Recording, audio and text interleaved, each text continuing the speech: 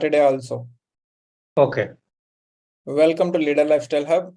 Who we are? We are a unique place for digital leaders to enhance and grow every day. Today we are going to read one book summary from the 4-minute books. Let me share my screen. I hope so. My screen is visible. Is my screen visible? Yes. Very good. Super. Let me start ahead. The book you wish your parents had read.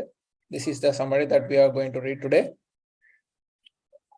Synopsis. The one sentence summary is: this will help you step back and focus more on the big picture of parenting to foster a strong relationship with your child so they can grow up emotionally and mentally healthy. Let me repeat this summary. This book will help you step back, go back, and focus more on the big picture of parenting to foster a strong relationship with your child so they can grow up emotionally and mentally healthy. So let us see the favorite quote from the author. Children won't form on their own like seedlings. They form in relationship with others. Let me repeat again. Children won't form on their own like seedlings. They form in relationship with others. Said by the author Philippa Perry. So if you are a parent, suppose if you are a parent, you know there is no shortage of parenting advice to go around. Sometimes children cry for the mobile or they will not eat food. You might have heard all the things of parenting. From picking up your child is too much will spoil them. To kids need strict rules. They are everywhere.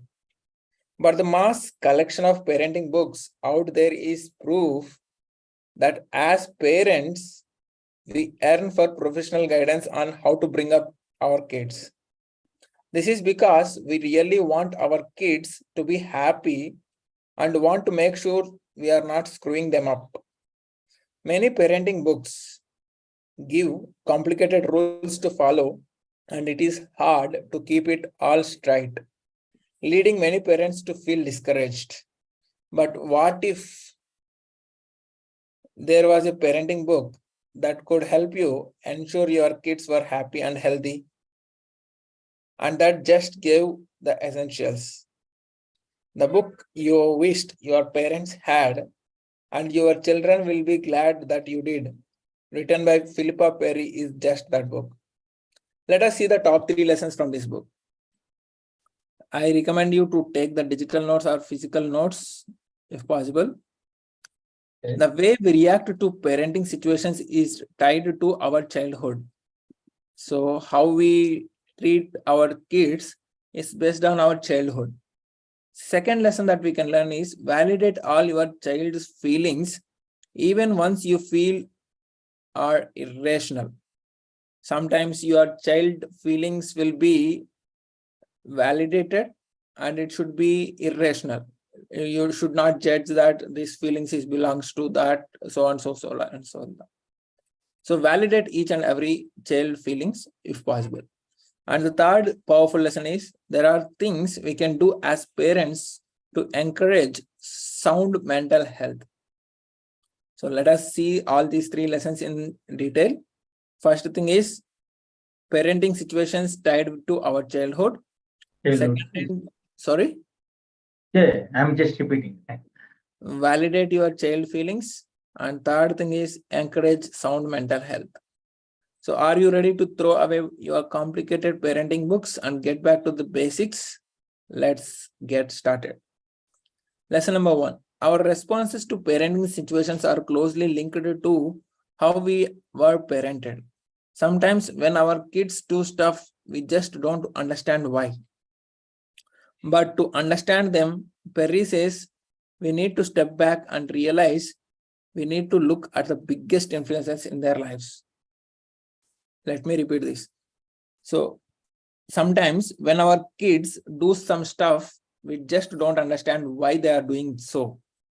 But to understand that particular situation, we need to go back and realize we need to look at the biggest influences in our life.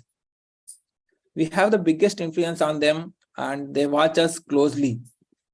Kids copy the parents. So if we want to really understand our kids, we need to first understand yourself. What we learned as kids can have a huge impact on our reactions and parenting style as adults. When we make negative association as kids, this can carry on into our adult life. An example, let us take an example of this. A dad who began to feel angry every time his 18-month-old didn't eat or dropped food on the ground. A dad who began to feel angry every time then his 18-month-old kid did not eat or dropped food on the ground. Means a kid copied from a dad. When the author helped him to look into the past, he realized that the reason he felt this way was because of his parents would punish him swiftly of this kind of behavior. Those negative experiences he had as a kid carried into his parenting and clouded his judgment. So what do we do if we cannot change our past? We can do this by looking into our past and sorting through the good and bad experiences. When we think about the experiences, we should think about the way we felt about it then and how we feel about it now. So like back to history and current to present. When we understand this, it will help us become more compassionate parents. Whenever negatively charged emotions come back, it is a sign we should explore our childhood. Sometimes whenever you feel the negative charged emotions, it is a sign to explore our childhood to discover why we feel the way we do about it. If we use these times to reflect and realize why we react the way we do, it will help us to be more empathetic parents. So let us see the lesson number 2. Validating all of your child's feelings will be more productive and healthier for the child. If you have read our any previous summary of no drama discipline, this one won't be entirely new to you, but I choose it because it is essential to a child's development.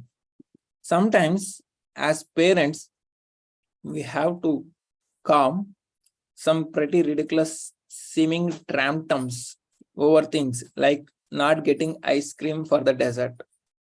Ridiculous to us, yes, but to the child, those feelings are entirely real. Taking my example, recently I lost my mobile phone. At that time, my parents also gone through this ridiculous seeming tantrums. Have you ever talked to someone who tries to tell you how you should feel when you are just trying to let out your frustrations? That's a little bit how kids feel when we tell them they are unjustified for crying over the ice cream or the last item. Instead of going with your instincts, with your guts to get angry or ignore, seek first to acknowledge and understand. The author Perry is not trying to tell you that you should give your kid ice cream at the first sign of crying for it, but she wants you to validate your child's feelings. When we don't allow them to feel these things, the feelings still exist, but they have to suppress them. This becomes a harmful future habit that is hard to break. It's all about letting children know that you are aware of how they feel. Let us take another example. Suppose if your child is upset about not having the ice cream, saying something like, "You are sad because you really want ice cream. Is that right?" This is the parent should ask question to children. You are sad because you really want ice cream. Is that right? You will be surprised by how much this helps them calm down, because what we all really want deep down is to feel understood by those around us. Let me repeat this. What we all really want deep down is to feel understand by those around us. Means our surrounding people need to understand us. This is what we expect either in from childhood kid or as an adult. Let us see the lesson number 3. Our parenting can encourage sound mental health in our children. The mental health of a child can set the stage for how their mental health will be as an adult. And here is some good news. Parents, you can have a hand in helping your child grow to be mentally healthy. So the first tip the author Philippian Perry is giving to us is to engaged observation. We do this by listening with the intent to understand rather than to reply, as we so often do as parents. This fosters a healthy bond between parent and child. Next, we should avoid being glued to our phones. This is the one of the biggest lesson I learned from the last 4 days. So first tip is engaged observation. You need to observe carefully when you are in engaging conversation with your kids. The second tip is avoid being glued to your phone. Due to being glued to my phone, I lost it on Friday. So 4 days ago. And from the past 4 days, I was completely out of the mobile, out of the laptop, everything. So I was completely being involved in the mobile phone, books rather than mobile phone. So Okay. I realized that so there is a connection between human body and the mobile phone. We feel mobile phone is a part of our body. And if we lose that phone aside, or if someone is taken away that, then you feel a lot of differences. And sometimes you feel that this is a required ingredient of our body. So that is a huge problem in the today's world. When children feel neglected, they started to do what's called attention-seeking behavior. When children feel neglected, they start to do what's called attention-seeking behaviors. This can be throwing things, like a kid will throw the things, all the things surrounded by them, making messes, or whatever they know will get your attention.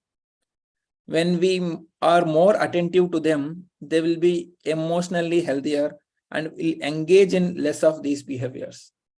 So as a parent, it is a very tough job for mothers, especially, to handle the household activities as well as kids. So sometimes attention-seeking behavior is required. Why? Because at that time when we are attentive for them, they will become emotionally healthy. Lastly, make sure your child has time for play and encourage it as much as possible. It encourages curiosity and helps them learn new things. So try to be enthusiastic about their activities. So make sure your child has playtime every day and encourage it as much as possible. It encourages curiosity and helps them learn something new. So try to be enthusiastic about their activities. This book is a targeted for 3 types of audience. One is 28-year-old mom pregnant with her first child, 37-year-old dad who wants advice on how to connect better with his kids, or anyone who has kids, wants kids, or works with kids. For them, this book is must read. So go ahead and read the book summary or watch this summary again to have the tips and strategies to apply for your kids. Let me repeat the 3 lessons again. Go back to childhood to analyze the situation of parenting, how your childhood was as a kid and how your parents treat you. And second thing is validate your child feelings even though they are irrational. How do you validate? Just by acknowledging the feelings, like when the kid is crying for not having ice cream, you can say that you are sad about when you are not giving ice cream. Is that right? Like that type of questions, you can validate them. And the third thing is encourage sound mental health by giving them following few tips here: engaged observation, avoiding being glued to your phone. Nowadays, there is a technology came like only you can allow mobile phone for 2 hours or 1 hour. You can set a time limit for mobile phones or any gadgets, so that people will not able to use more than that restricted time. That feature is really going to hit massive in the future. So try to set time limit for mobile usage, so it will help you as well as your kids and your productivity. Thank you so much. See you in another book summary tomorrow. Until then, stay connected, keep progressing.